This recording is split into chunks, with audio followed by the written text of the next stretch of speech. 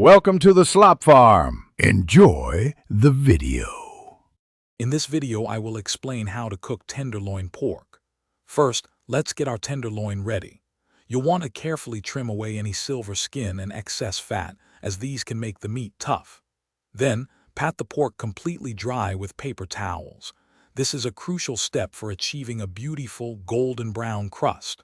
Finally, season your tenderloin generously with salt, pepper, and any other herbs or spices you love. This simple preparation sets the stage for a delicious meal. Now let's talk about searing.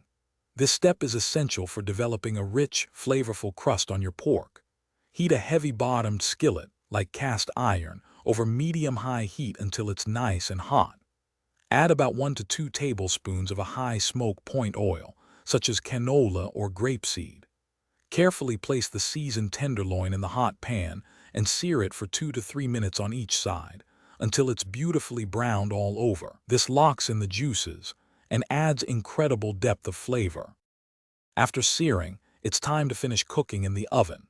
Preheat your oven to 400 degrees Fahrenheit. Carefully transfer the seared tenderloin to a baking sheet or an oven-safe pan. Roast for approximately 10 to 20 minutes, depending on the thickness of your tenderloin and your oven's calibration. The key is to use a reliable meat thermometer. You're aiming for an internal temperature of 145 degrees Fahrenheit for perfectly cooked, juicy pork. Don't overcook it. The final and arguably most important step is resting. Once your tenderloin reaches 145 degrees Fahrenheit, remove it from the oven and transfer it to a cutting board. Cover it loosely with foil and let it rest for at least 5 to 10 minutes. This allows the juices to redistribute throughout the meat, ensuring every bite is incredibly tender and moist.